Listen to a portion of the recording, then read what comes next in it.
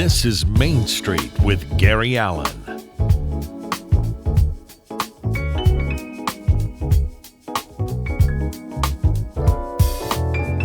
Now, here's Gary. Hi, everybody, and welcome to Main Street. Gary Allen with you, your host this afternoon. We've got a great show for you, so let's get to it right away. My very, very special guest is a young lady that you know from, she's an award-winning actress. You know her from Dallas, Flamingo Road. She was also on Falcon Crest, Murphy Brown, where she won an Emmy. She was also on Friends. And she was also off-Broadway. She was from off-Broadway to L.A. She's been on TV. She's been in movies. She's been everywhere. The one show that I can't wait to ask her about, of course, is Pee-wee's Big Adventure. I knew Paul Reubens when I was at the Groundlings. So I'm looking forward to talking to her about that. So without further ado, would you please welcome to Main Street the award-winning actress, Morgan Fairchild. Hello, how are you? Good morning, well, it's morning for you kind of still, but it's afternoon for me. How are you? I'm hanging in, honey. How are you? Well, I'll tell you right now, I'm doing pretty good. You know what I'm saying? I'm doing real good. One thing I was really surprised to learn about you is what a giving and caring person you are. Harlan and I talked about it. And then someone else who I will remain nameless also and I talked about how wonderful and how caring you are. And so that warmed my heart very, very much because a lot of people think show business people don't care about anything but themselves and their careers. And that's so not true. It's not true. I know so many good people in this business, you know. I mean, obviously they have their jerks like every business does. Oh, of course. My dad was an airline pilot for Eastern, and trust me, they had jerks, that's for sure. When I spent six years in the Air Force, there were some real jerks in there as well. So, Morgan, you're originally from Dallas, Texas. So when we get to a certain TV show, we're going to have some fun there. But you began your career, if you want to call it your career now, at 10 years old, you were already doing children's plays and musicals. Were you doing it because you enjoyed doing it, or were you doing it because you did have show business, LA and New York in mind as you went down the road? Or were you just having fun like a lot of kids might have, learning how to play tennis or golf or whatever the case may be? Well, you know, I ended up having fun with it, but I started out, I got started because I was a very shy, bookwormy kid, and one of those kids teachers love. I never opened my mouth and made straight A's and was in advanced placement and all that stuff. But then one time I was so shy, and one year when I was in the fifth grade, the teacher decided we could not do written book reports. We had to do oral book reports, and written, easy. But I stood in front of the class 3 days in a row and nothing would come out. No words would come out. I was paralyzed with fear. Really? And so my mother, finally, she coaxed me through it. The fourth attempt, I finally got something out. Yeah. But my mother, coming from a family with lawyers and, debaters and everything, decided no child of hers was going to be incapacitated by her own shyness. So she enrolled my sister and me in drama classes, what they called drama classes back then. And, right. My sister loved it. She's always a big personality kid. And, she loved it. I would throw up every Saturday before we had to go. And hated standing in front of this group of people trying to recite things, and we would have to pick a monologue or something to read every month. But at the end of the year, they had us do a little play. And they cast me, of course, being the little fuddy-duddy that I am, as the adult in the play. And I realized I kind of liked being on stage. That was kind of fun, being part of an ensemble and not... even though everybody's still staring at you, it wasn't the same kind of thing. Anyway, Right. So then one Saturday morning, my mother was reading the newspaper and she says, "Oh, girls, the Junior Players Guild is having auditions today." And the Junior Players Guild was this very prestigious children's theater group in Dallas and, in Highland Park in the rich area and everything. And anyway, so my sister says, "Oh, I want to go." And I'm like, "No, no." Anyway, so of course we went. And, then we're sitting in the back of this big auditorium all day. And I'm watching these kids do improvisations of things. And, you're thinking, I could do that well, you know. Yeah, I could yeah, do as yeah. good as that kid's doing, but I'm not going down there. So, but finally, my sister, who swears we were the last people there, although I don't remember it that way, but she finally says, "I want to audition," you know. So I knew that if I didn't audition too, I'd get yelled at all the way home. So I always say I have a career today because my fear of the stage was second only to my fear of my mother. So Yeah. I never really had that fear. I had an uncle who was a comedian on Miami Beach forever in the day. My mother did some acting when she was at Syracuse University. And so in high school, I auditioned for the Christmas play and I played one of the three wise men. And we had a wooden stage. And I'm heavy on my feet. I'm almost 6 feet tall. I'm almost as big. Well, my older brother Michael, who spent 14 years in the NFL, he's was 6'4". He's passed on now, but wow. well, Oh, he's I'm a Hall of sorry. Famer. He's a Hall of Famer. Yeah, and but when I knelt down as one of the three wise men, it would go thump, and there'd get a laugh. Oh no. And I went, "Oh, I get a laugh. Oh, okay." So I didn't gravitate towards show business. I wanted to be like my dad, fly for the airlines, but that never worked out. After 6 years in the Air Force, I think I kind of said, "Okay, enough is enough." Combat duty in Vietnam and coming home and everything else. Enough is enough. I've had enough of that. You also Yeah. did dinner theater, also in Dallas, correct? Oh, honey, I did every kind of theater. I did summer stock. I did dinner theater. You know, anything they would pay us to do, I would. Back then there were so many more theater opportunities, I think, for young people starting out, and dinner theater was a great one for Yes. to be employed. Number one, make a living at acting and kind of again learn your craft on your feet, like you did with the three wise men. You know, you Yeah. figure out, oh, I got a laugh there. What did I do there? You know, how can I do it Yeah. Yeah. Yeah. again? Yeah. So, Yeah. Oh yeah. so it was a great way to be employed and also to get your feet wet in doing a tour. You know, I mean, not a Right. weekend show, but weeks and weeks and weeks, and kind of honing your craft. Exactly, because I mean, you have to hone your craft at some point or another. I mean, I had when I lived in Los Angeles, I had already had some theater behind me when I got out of the University of Miami. Before I did, I interned for Larry King when he was at WIOD. I was one of Oh, his producers, but love I also was Larry. doing some theater because my best friend's mother was a casting director, Beverly McDermott.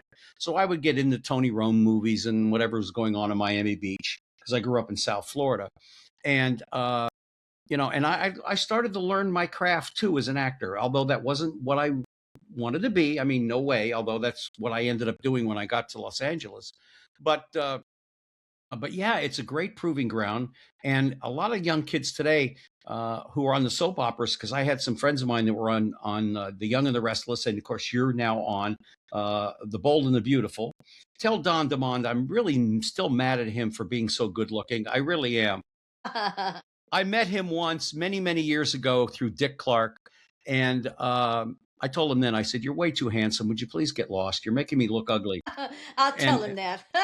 I would love to get him on the show. So if you can ever convince him to come on the show, I would love to have Don DeMond on this particular program because Okay. he's a wonderful young man. But what a way to learn your craft when you're very, very young. But what I was getting at is a lot of these young kids that are now auditioning for soaps and television, they have resumes that are 5 and 6 pages long, sizzle reels that back when you were doing it, you had maybe a page, maybe a page and a half, and maybe you had some a sizzle reel on yourself, a little tiny bit. These young kids today that are on these shows are highly prepared and they learn their craft. They know where they're supposed to stand. They know lighting. They know everything involved with it. What a difference the business has been in the last 40 or 50 years that you have to hit your mark and run. You can no longer learn as you go along. Yeah, yeah. Well, yeah, but I feel sorry for kids starting out now because everything's on tape for the auditions. You know, when I was starting out, Oh yeah. probably when you were starting out, you got an audition, you went in to meet the casting director, and you might not be right for this, but you had a rapport with the casting person. They got a feeling for you. And also, you did your audition, and then they might say, oh, could you try it a little more this way? And now because it's all tape submission, there's no chance Right. for somebody to tweak it. There's no chance for somebody to establish a rapport with a casting person who might think of them for something else. It's a different world, and I think harder for kids nowadays Yeah. too. Ray Abruzzo, who was a dear friend of mine, and I talked about it too. He said it's so difficult now to audition as compared to what it used to be. As you said, Morgan, Morgan Fairchild is our guest here on Main Street. Gary Allen with you, as I am, and hope everybody's having a great time out there. Um, you know, it's so difficult when you have to audition on a camera. Whereas, yes, you back in the days, casting directors, like, could you try that over here? You know what? We wanted you to read for this part, but how about reading for this part, over here? And Yeah. sometimes that's how it would happen. That's how I got to meet Stephen Boschko, and how I got on Hill Street Blues and St. Elsewhere and a bunch of other shows. Was he was my professor at Carnegie Mellon for a while when I left the UM before I Well. moved to LA. Yeah. Well, that was an accident that for another time in another place, because many of the people who watch this program have gotten it very much. When did you move to New York from Dallas? And boy, what a culture shock that must have been. Well, my sister was going to Juilliard up in New York, and I was getting divorced, separated in 72 and finalized in 73. And we got an apartment together, but I Yeah. kept taking shows out of town, and because I needed to work. The employment, rent is always a good thing. Oh, yeah. But yeah, but at one point, I sort of thought, if I'm going to say I'm a New York actor, I should just stay here for a little while and see if I can get a job here. Yeah. And again, it was one of those fortuitous things. I didn't have an agent.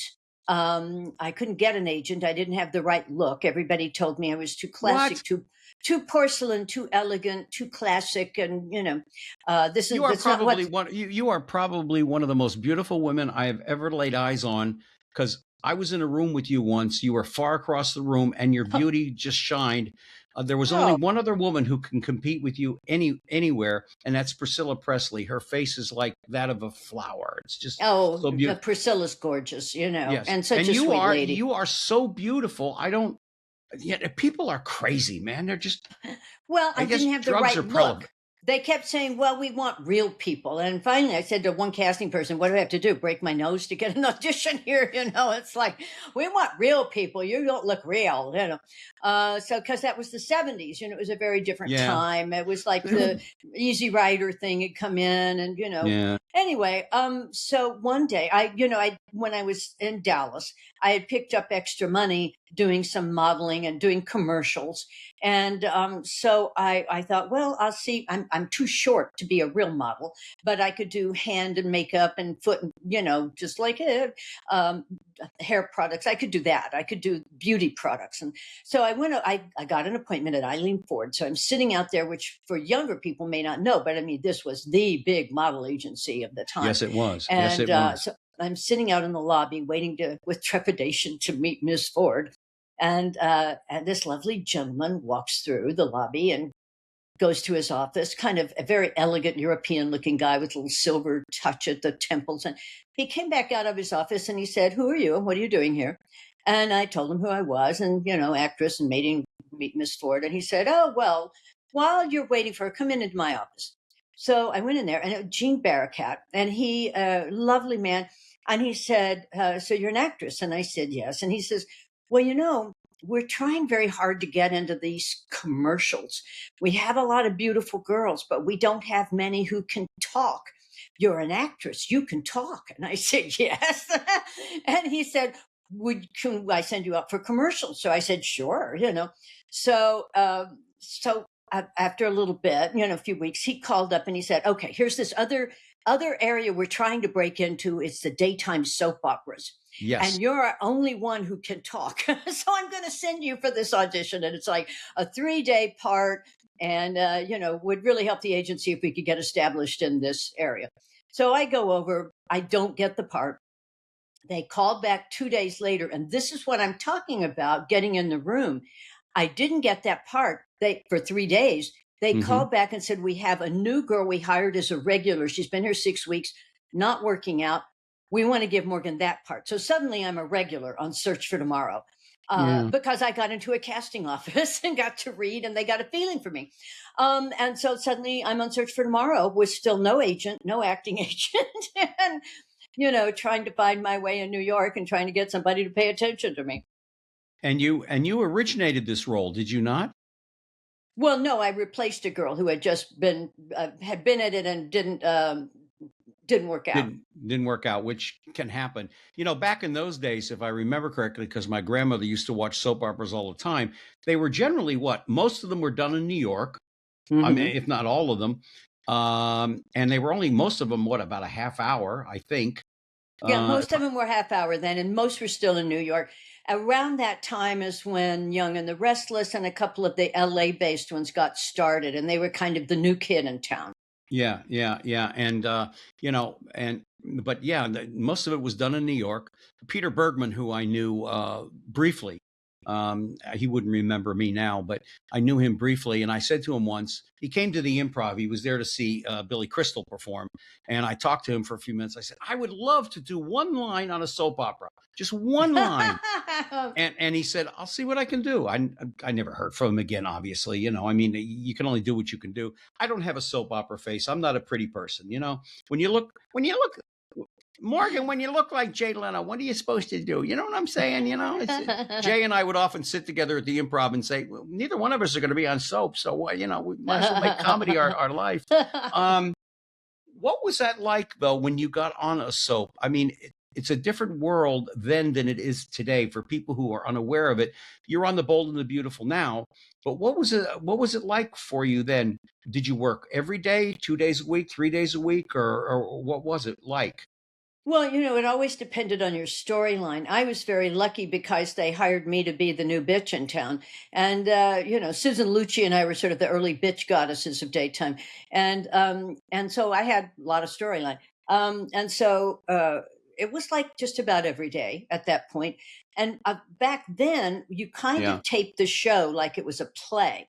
So you Hmm. came in the morning, you did a run through, did a table read, and then everybody kind of scattered and either went to makeup or went to hair or went somewhere, and then you'd start having these rehearsals and blocking, and then you taped the show and you just taped it straight through. I mean, unless the scenery fell in on you, you were not going to stop and do a retake, and so it was very daunting, very Yeah, yeah, daunting, yeah, and yeah. also a great learning experience because Well, yeah. I got married very young and I didn't really get to go to college. I'd hoped to go to SMU film school and wasn't able to because I was supporting him and his mother. And uh, Ugh. but so I would watch the show, and I already had years of theater under my belt at this point. Unlike some of the people, Hmm. my Hmm. age that were getting on the show, I had a lot more experience already in theater. But it's very different than doing a film show, especially a three-camera show. and Right. and so I would go watch the show every day. So one day one of the other younger actors was walking through and saw me in the control room watching our show, and said like, why the hell are you watching our show? And I said, well, I didn't really get to go to drama school at SMU, and if I had, they would have had me do scenes and they would put me on film, and then they would critique me and tell me everything I did wrong, and Hmm. these people are paying me to do it. Hmm. So I would sit there and critique everything I did wrong, learned how to do close-ups, learned how to how to manage working on camera, which is very different. But I remember I came in one day, I came back early from lunch, and I heard the crew guys were in the green room, and they were saying, yeah, the new girl, she's really good, I just wish she could hit her marks. And I was like appalled that they thought I wasn't hitting my marks. I'm thinking, is there another new girl? I think I'm the new girl, and I'm not hitting my marks. Well, I was hitting my marks for theater, but I wasn't hitting my marks for three camera where they have to see over you. You have to be precise so they can see over you and get the other person in front of Yes, you and yes, back yes. and forth. It's very, very precise.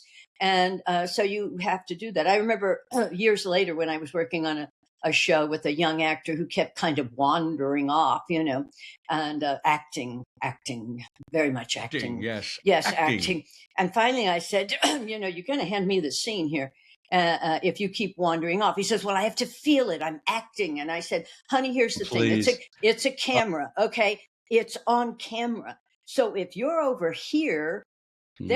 they're going to cut to me because I am where I'm supposed to be. So what you have to do is root your feet there and you act from the inside. You don't wander. Yeah, yeah. So, Oh, yeah, yeah, yeah. I mean, but overall, being in the control room and watching what you were watching, you were taking your profession seriously. You wanted to do a good job. These people are paying me to do a good job. I want to give them the best of Morgan Fairchild that I can. exactly. I mean, it Exactly. is. When did you get the off-Broadway play? And do I have it right? It was called Geniuses? Oh, that was after I was doing Flamingo Road. Yeah, Oh, okay. Geniuses. It was a really wonderful, award-winning play, and a kind of a. It was really based on Francis Ford Coppola making Apocalypse Now. The Uh, playwright. I'm sorry, I've got some allergies here. We keep having fires, and I keep having smoke. I Anyway, hear you. yeah. So anyway, so he had gone over to write a book about making of, and then he wrote this play, which is kind of a comedy Hmm. about making of Apocalypse Now. So that's when I did that, and it was kind of interesting because in the story, it's like a six-person play. There's the writer who thinks he's Ernest Hemingway, and the young writer who's come in, and the makeup Hmm. man, and the art director who, and I'm like the playmate of the month who's come in to do the 10-second nude walk on, but because she won't sleep with the art director in the play, he beats her up at the end of the second act. Jeez. And then uh, she very cleverly, everybody's underestimated her through the whole play. She very cleverly, when Francis Ford Coppola arrives, tells him that she's going to sue unless he makes a deal with her because the art Hmm. Hmm. director beat the hell out of her. Yeah. And she negotiates a bigger part in the movie and blah, blah, blah, and that she gets to beat the hell out of him. So and Ah. when I first was coming into rehearsals, because the play was already running, and I had seen the play with the understudy that was doing it, and I went to the when they were going to choreograph the fight. I said to the choreographer, to the stunt guy, I said, I think what you wanted here was a hook punch, and that would be more effective. And he said, what do you know about a hook punch? And I said, honey, 4.5 years of kung fu in Chinatown, I can give you a hook punch. so, so we're doing snap kick. So I snap kick him in the groin, and I knock the hell Oh. out of him with a hook punch. And we got a Oh. standing ovation every night because she has triumphed and beaten the hell out of this guy who really deserved it. And Gloria Steinem, I remember, came to see the show, and I said, Gloria, it's 20 years of women's lib in 3 acts. Absolutely. By the way, you and I have something in common then. I didn't realize this. I worked for Francis Ford Coppola in Apocalypse Now. What did you do? Well, real quick, I was a helicopter pilot in the Air Force, Oh, okay, okay. and the Filipino Army kept being called away on the attack scene coming into the beach. We were supposed to be there. The stunt coordinator called me up. I was living in Cali, and he said, "What are you doing?" I said, "Nothing." He said, "If you want to take some drink of water or something, Morgan, please feel free." Well, I've just got these allergies. No, I'm I okay. hear. I'm just, my nose is running from, But we've had all this smoke here. oh, I know. It's terrible. But anyway, to make a long story short, we were supposed to be there a month, and Martin Sheen got sick. He Oh, had a I nerve. remember. Martin got sick. Marlon was playing like he didn't want to work. So what ended up supposed to be a month ended up 4 months, which was okay for me. But yeah, I was in the attack squad. You don't see me except my helmet. That's pretty much about it. It's like when I did the wedding scene in The Godfather. If I have to find myself and point myself out to save my life, I couldn't do it. Me and Rick McDermott could never find each other in that wedding scene. You also did a couple other Broadway shows. One in particular I want to really talk to you about was Singing in the Rain. Now, that one scene in Well, Singing in the Rain. I didn't do that in New York. I did it at the Benetton Theater in Pittsburgh, which is like Okay. the largest stage in the Yes, it United is. States. Yes. How did they recreate that scene that Gene did where he was the rain coming down and he had the umbrella? Did they have Well, fake it's rain in the amazing. background? We had such a talented cast who had done Singing in the Rain on Broadway. Yeah. several of them, and understudies and stuff. And so we got access, and I was so touched because Gene Kelly's widow came to this and everything. And I had known Gene a little bit because he and I used to get our hair done at the same place. And so he and Burt Lancaster and I would sit around with foils in our hair and talk before he passed away. Anyway, I was so grateful that she came to see it. Anyway, very big production. As you know, this is a huge theater with a huge stage, big Yes. enough to accommodate the barge that they had for the Broadway production, which really is literally a barge that rolls on stage, that makes rain, that drains the rain. And he did the whole Singing in the Rain number in the rain on Really? stage. Yeah, it was Oh, amazing. wow. It was amazing. And And also, we had such a talented young guy who did the whole Donald O'Connor thing where he walks up walls and comes back down and everything. right. That number he did, they recreated too. It was a really great production. I was very proud of it. Now, I'm not playing the Debbie Reynolds part. I'm the movie star who can't talk. I'm the silent movie star who can't talk. But in there, I do have a big musical number, so I had a lot of fun. Yeah, and you also did the Graduate. Hello, Mrs. Robinson. How are you? Hello, honey. Listen, darling. By the way, you know the story. You know the story about that, don't you? That Anne Bancroft and Dustin weren't that far apart in age. I know. It's really weird when you look back on it. Dustin came into the Improv one night, and he and I were talking because I'm a big Mel Brooks fan. I absolutely love Mel Brooks, and he never came to the Improv while I was there. But I said, you know, you and Anne were not that far apart in his age, and I can't remember if he's a little bit younger or she's a little. It's only a few years. And He's he a said, little yeah, bit but younger. Yeah, he's a little yeah. bit younger. He said they put older makeup on her to make her look a little bit older. He said, but what a fun movie that was to work with. By the way, Burt Lancaster was one of my favorite actors. What was he like to sit there while he's getting his hair done? Amazing, just so fun. They would sit there and tell old Hollywood stories, none of which I can remember at the moment. But just the two of them having survived the whole studio system and sort of the Oh, heyday of really great classic movies, and both of them mhm. being giant movie stars. I was so touched they would even talk to me. They would even deign to talk to me. I mean, I was on the cover of everything, but I wasn't their caliber. So. No, come on. Morgan Fairchild is our guest here on Main Street, and we thank her so much for taking the time out of her very busy schedule to join us. The very beautiful Morgan Fairchild. I got news for you. I told a number of people that you were going to be on the show, and they said, "Oh my God, I got to watch that show. She's so beautiful, so Oh, talented, and everything." And I said, oh, and very kind. she's also very down to earth. I mean, you really are very. When you grew up in Dallas, now I want to go back a little bit, if you don't mind. I have a tendency to do that with this show. Um, what was it? I mean, I had a girl that I was dating in college. I was at the University of Miami when you were on Dallas in 1978 because I had been in the military till 1976, almost 77. You were cast in what, 1978, I believe, in Dallas. Yeah. When you got that show, you had to be like, you got to say, this is, pardon the Jewish expression, this is kismet. I mean, I'm from Dallas. I'm going to be on Dallas. And what a cast that was. What a fabulous cast. Well, it was great. And of course, when I was cast, the show was not on the air yet. Nobody knew it would be this huge monster hit. Forgive me for my nose here. This That's all huge right. monster hit that it became. And of course, I knew Larry from My Dream of Jeannie, and I knew Linda Gray a little bit from around town. Patrick Duffy, I hadn't met, but knew his work on Man from Atlantis and stuff. Yeah. Oh, what a wonderful group. I'm just Yeah. wonderful group. And of course, I was thrilled to be back home, having grown up in theater there and done all this stuff, to be back home like 10 years after I got out of high school, working as a star on this TV show, shooting in Dallas. It felt like I felt come full circle. Um, and of course it was Dallas. And so it was Yeah. hot. And so we had big crew guys passing out from the heat. I think over 40 days in a row, over Yeah. 100 degrees. The Yeah. Yankees didn't know how to deal with it. Yeah. So, Yeah. But, and it's funny too, because the young lady I was dating at the time, she was a big Dallas fan. And she saw some documentary or something a couple of years later on Dallas. And she was so upset. She said, I thought that house was a huge mansion. It's not. It's a normal size home. And I said, yeah, so it's still a home. It looks like a perfectly nice place to grow up as far as I'm concerned. I think Larry Hagman took people on a tour of it or something along those lines. no. The late the late Larry Hagman. Um, but that had to be a kick for you, and I know what it's like to go home and have people recognize you that you were on TV.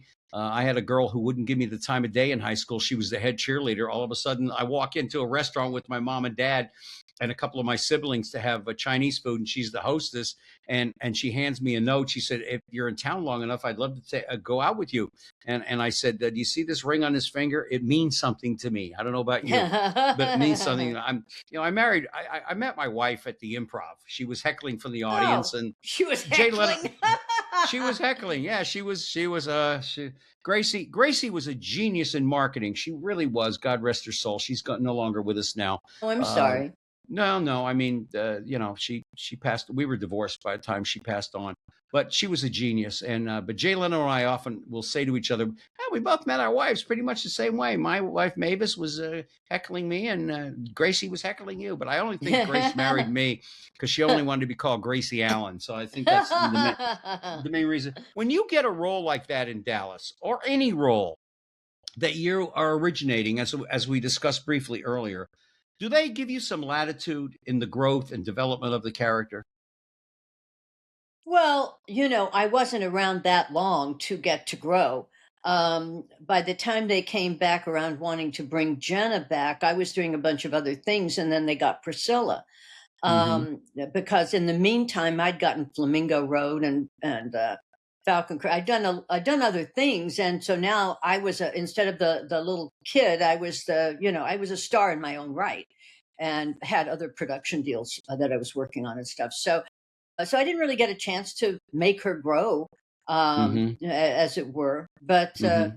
no, Mm-hmm. it's always fun. It's always fun to originate something. Um, I was never part of improv, and I was never part of the Groundlings, but I loved just being iconoclastic and breaking ground where people don't expect to see you. Just Yeah. doing things that are offbeat, and trying not to be pigeonholed, but also just because it's fun to do weird Oh, stuff, like it's Mork and hilarious. Mindy, Yes. working with Robin. And if it wasn't for Robin Williams, I would have never been with the Groundlings. I mean, Really? yes, if it wasn't for Robin, I would have never been with the Groundlings. And when I was at the Groundlings, in my class, of one of the classes I took was Kevin Costner, Bob Saget, Barbie Benton, Nick DeTuro, and little old me. They went on Uh, to tremendous success. I miss my buddy Bob very, very, very much. And Kevin and I haven't talked like in 40 years, I guess. Well, no, actually, I saw him in Chicago when he was doing The Untouchables because I was living in Chicago at the time. And I ran into him while he was doing that movie. And he's always such a humble guy and a really nice guy. But and oh, wait a minute, that's right. And he called me on my birthday when he was doing Yellowstone the first year. And I oh. said, to him, I said, in 1 hour, you kill off more people in 1 hour than we did in Vietnam in a week. I said, you really are. Let me ask you something. Here's a question that I've always wanted to ask an actor, and I never have, even Ray. When you get a call from your agent, or you get a call from a producer or a director that you have worked with before, or someone you trust, and they say, Morgan, I've got a script I want you to take a look at. Before you even say yes to looking at the script, what goes through your mind before you say yes? Is there something that is a factor that's involved before you leave it? Because you probably get offered scripts all the time, and there must be a point where you say no. You can't read them all, but is there what point before you say yes has to occur in your mind about this person calling you? Well, the business has kind of changed a lot, as I said. I mean, these days, people call the agent and they say, I have this script. Well, unless it's like a serious thing, basically what she says is make an offer and then she'll read the script, because there's too many for her to sit around and read everybody who wants her to read if it's Yeah. not serious, if they're not serious, if it's just like a feeling, reaching out, trying to get a feel for things. But also, I have to be very careful not to just read any script. I mean, oftentimes people on social media say, oh, I have a great script for you, how do I send it to you? Well, you can't do that, because of legal considerations. Because if Yes. I read somebody's script in 10 years from now, and it's like about a law firm, and 10 years from now, I'm doing a series about a law firm, they'll sue me and say I stole their idea. It's like, Yeah. even Yeah. though it's Oh, a yeah. pretty general idea, it's about a law firm, Yeah. so you have to be careful not to set yourself up. It's a lot different than the more loosey goosey days when I first came out here. When somebody Right. said, "Hey, Right. I got a script," I said, "Oh yeah, let me take a look." Now you have to kind of be very self protective But I about mean, if it comes things. from your agent or it comes Well, if from a it comes through the producer. agent, she will have told them make an offer. Okay. Listen, So that's, if it and then, comes through the agent, if it's somebody that's not an offer that she trusts or knows, or that I trust or know, yeah. then maybe. Or you have your situations like, Paul Rubens and I were great friends, Yeah. and I met him hosting Night at the Improv. And I was the host Really? that week. Yeah, I was the host that week, and we had most of the comics were these older guys. Shecky Green was one I remember. And so in the afternoon we have this run through at the Improv. Everybody comes around, does their act, and Yeah. where the cameras are going to be set up. And at the end, this young guy comes in and says, "I'm the last act, but I'm not going to run through my act. I just stopped by to tell you, whatever happens, I won't hurt you." And I'm like, "Oh God, what's he What's going to gonna happen do?" here? Yes. So that night, we go through the whole show. Last act, out comes Paul as Pee Wee, who I'd Yeah. never seen before. And he's got a brown paper bag full of plastic spiders and snakes, and he's throwing things at me and doing all this stuff. Well, I grew up Yeah. in the theater, so I'm improvising. We're going back and forth. So after the show, he came over and gave me a big hug, and he says, "Oh my God, you got me! You got me! Nobody ever gets me, and you got me! And oh, it Yeah. was great. You just went with it." And I said, "Yeah, of course. What are you going to do?" So anyway, so we became great friends. Yeah. And He was amazing. well, he was That a was his sweetheart, act. Yeah. but this leads me to the script, which is one day back when I still had an answering service. They call up and they say, "Oh, we have Pee Wee Herman on the line." And I said, "Okay." And I got on the phone. I said, "Paul, I know your real name. You don't have to say it's Pee Wee Herman." so Yeah. so he says, "I have a little movie that I'm doing, my first movie, and we have no money and blah, and we need celebrity cameos, and everybody's turned us down. And would you?" And I said, "Okay, let me just stop you right there. First of all, don't tell people everybody already turned you down." Yeah. And he Yeah. said, "We have no money." I said, "I got the no money part." I said, "Well, when would you need me?" And he said, "Thursday." I said, "Okay, no script." This is Yeah. no script. Okay. And so I show up at the back lot of Warner Brothers on Thursday, and they're doing the ninja fight. And so I took the guys aside, Tim Burton. It was Tim's first movie, and Paul, and said, "Guys, 4.5 years of kung fu in Chinatown, I can do this ninja fight for you. Other than falling out of a tree, because if I break a leg, Falcon Crest is going to sue me." I'd gotten the day off from Falcon Crest. So we do the ninja fight, and then Jim Brolin shows up in his Pee Wee outfit. Oh And God. I had done the Hotel 2-hour movie pilot of Hotel 2 years before with Yeah. Jim. So I knew Jim. I said, "What is this?" And he says, "I have no idea."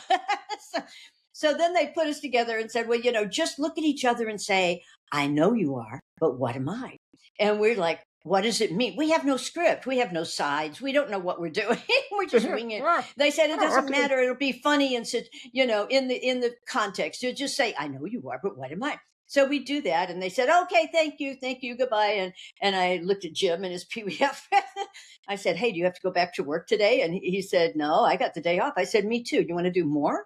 He said, "Yeah, what can we do?" I said, "I don't know. Let's go talk to the guys."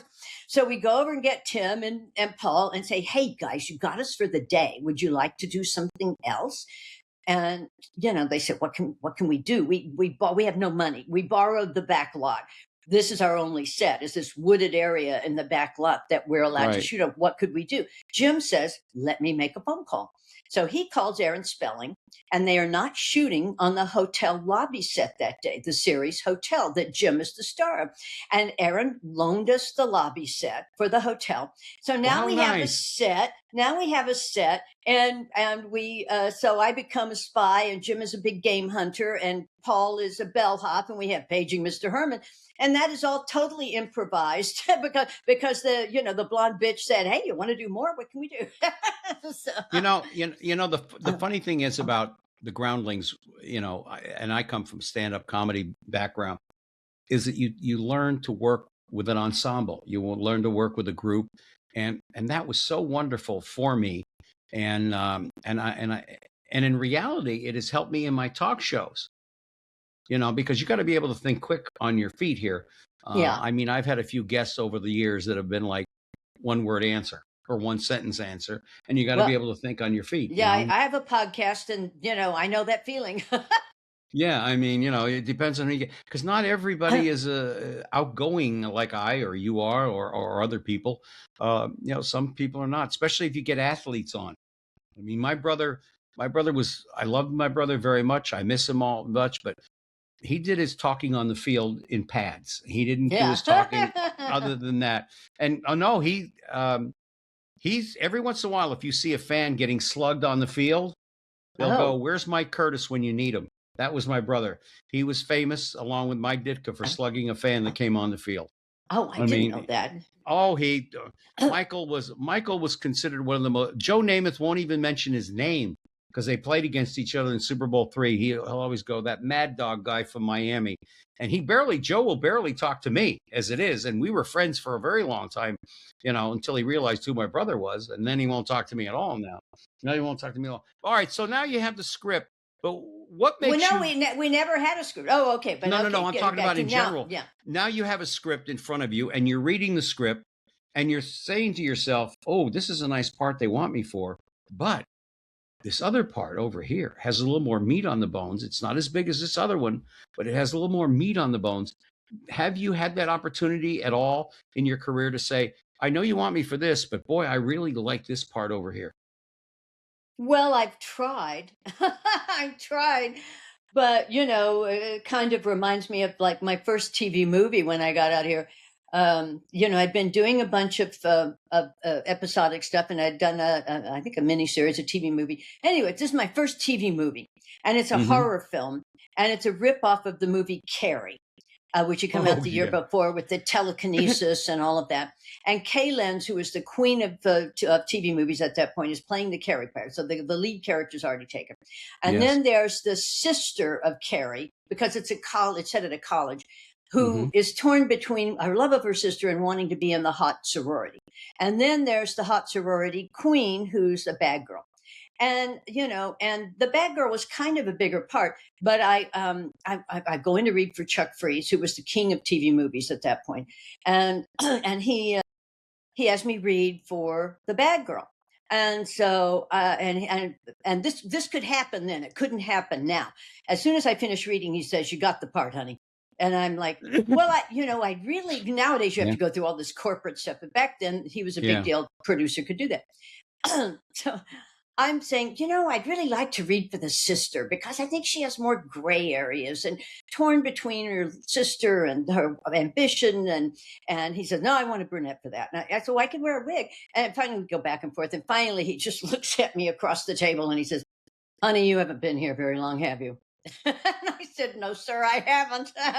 And he said, "Let me explain something to you. I can find a good ingenue anywhere, but a good bitch is hard to find. Oh And God. and if the bad guy doesn't work, the whole movie falls apart." And he says, "You got it. You've got that gravitas, whatever it is." He said, "You scare people." So, Oh, come on, but really? a good bitch is hard. Well, because she was kind of a scary character. She was mean, And he said, So anyway, so I ended up doing that, and I'm thinking, well, nobody's going to see this little thing. It's a little horror TV movie. Well, of course, it was the number one TV movie of the year.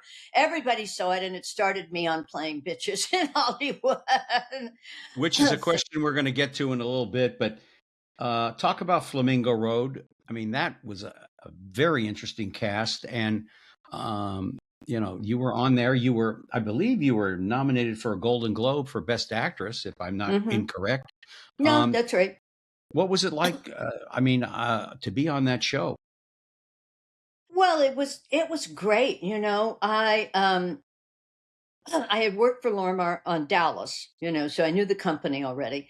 And they really wanted me. I think probably because of my work on Dallas, they really wanted me for this show. Hmm. And I was thrilled. I mean, it was to work with all these people that I had grown up watching. You don't see that now. which, much to my chagrin, now that I am an older actor, I'd like to see more multi-generational casts being done. But, Right. we had Kevin McCarthy, who my sister and I both went, Invasion of the Body Snatchers. It's like wonderful actor. Barbara Rush, who was gorgeous, and Stella Yeah. Stevens, who I just loved on Ben Casey. All these people I had, watched growing up. To be in scenes with them, to be on the same soundstage with them, I was honored. Yeah. And did you learn as each show that you did you learn something new from each one of them? Because I remember, and this is going back to when I did St. Elsewhere, I remember working with William Daniels on a couple of scenes. And I loved William Daniels in 1776, the musical, which I'm sure you're familiar with. It was And the first play I saw when I moved to New York. yep. And well, the first one I ever saw in New York was with Mr. Arback, and he was play a gaucho in oh God, I can't remember the title of the movie. Anyway, so I said to him on the way out, I said, Mr. Daniels, I learned more from you in the last 3 days of working with you and watching you, because I came in today. I wasn't even supposed to be here, but they allowed me to be on the set watching you work. I said, I learned more from you than I did from any of my acting teachers. And typical Bill Daniels, he put his arm around me and he said, of course you did, young man. You're working with the best, you know? There's something. So did you learn something from each one of the different people that you observed? Did you learn a little more about Morgan Fairchild, the actress, to incorporate that into your skill set, your tool belt? Well, of course. I mean, I think you do on every show you work with. If you're working with good people, you absorb other people's work habits and you see what they do. Yeah. And I'd also been fortunate enough to have that growing up in theater. The theater that my sister and I did a lot of work at, and when we were kids and when I was a teenager in Dallas, called Theater 3, had a wonderful actor there named Larry O'Dwyer, who was brilliant, a brilliant actor, brilliant at improvisation. I mean, years Hmm. later, people would say to me, like, who are the best people you ever worked with? And I said, well, Robin Williams and Larry O'Dwyer. And you never heard of Larry O'Dwyer, but he's every bit as brilliant as Robin Williams. I mean, that kind of Oh, improvisational talent, which yeah. prepped me for doing Mork and Mindy with Robin. But so even back then, working with the best and picking up habits. I remember there was one time we were doing Arsenic and Old Lace, and I'm playing the girl, the girlfriend, and who doesn't have a huge part. And so I'm still in high school. I'm out in the in the lobby. I thought I'll just lie down for a little bit and take a nap because I'm not Right. on much. Larry came out, looked at me, and yelled at me and said, this guy that I idolized, yelling at me, don't you ever sleep in one of my rehearsals. Don't you ever sleep. I mean, to this day, if I am on a set, if we're Yeah. shooting until 3 or 4 in the morning, I cannot go to sleep because that was inculcated into me very early, Yeah. by somebody I admired. So you pick up work ethic, you pick up a lot of different things of training. It's like any kind of apprenticeship, because in this business you're always an apprentice, you're always learning more.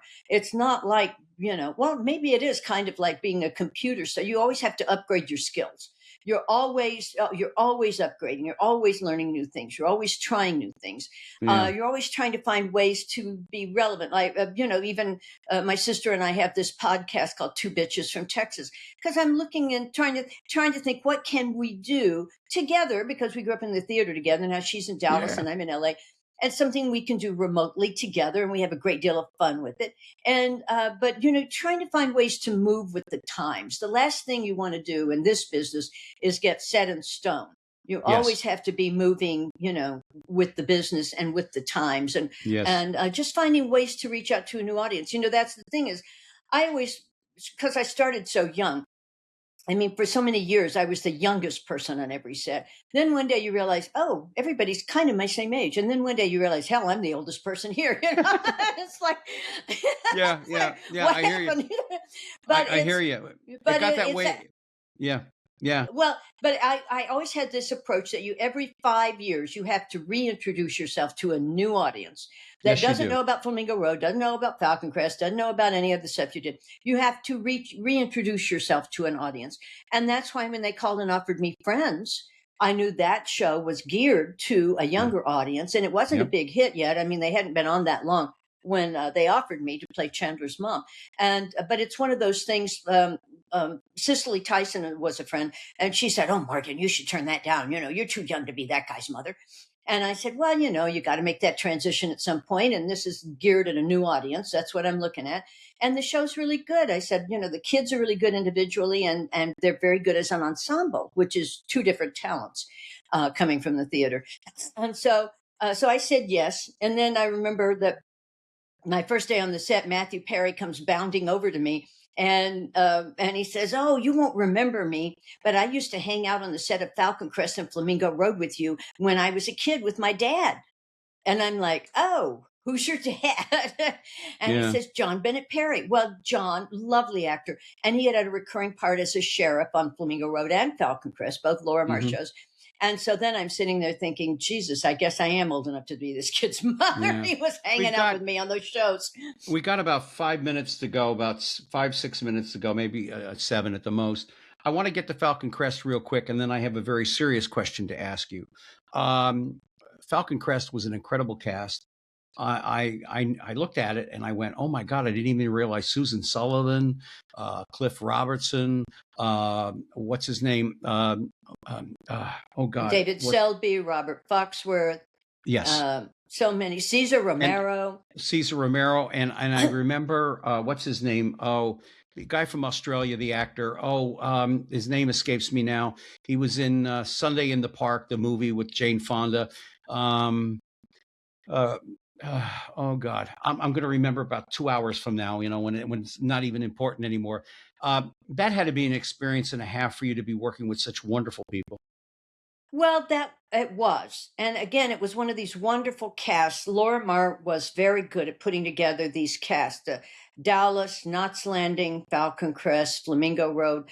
They all had wonderful actors who'd done a lot of theater and were very good. So, I mean, just to be working with Jane Wyman. I mean, my first day that I worked with Cesar, I said, "Yeah, I'm an old movie buff, I said, so Cesar, tell me what it was like to work with Marlene Dietrich in 1933 and Devil is a Woman." Yeah.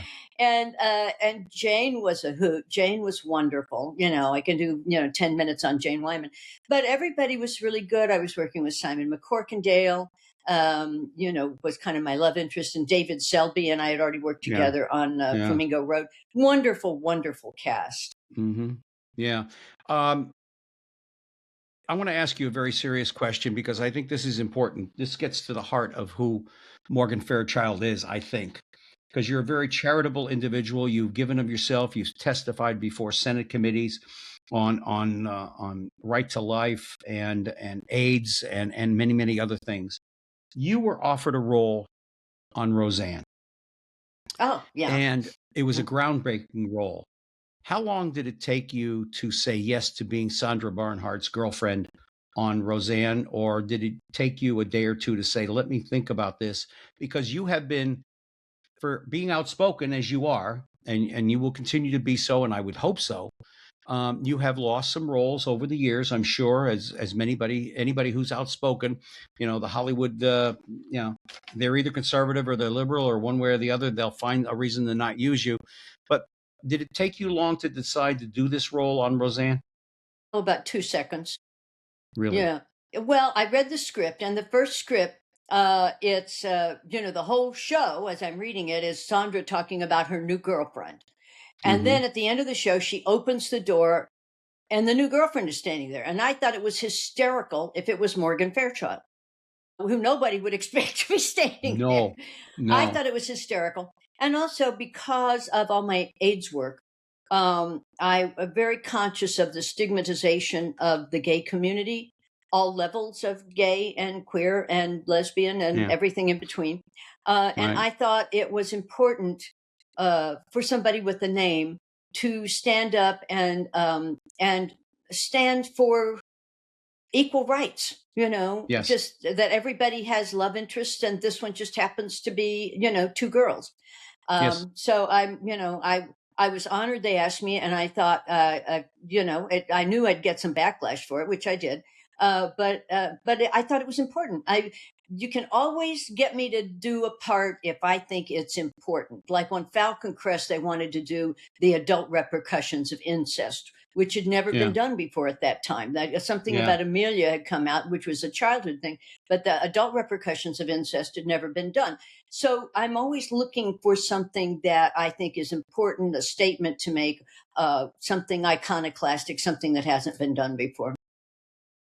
Morgan Fairchild has been with us for this hour, and we've got about a couple of minutes left. When it's all said and done, and you are with your sister or you're alone, who is Morgan Fairchild?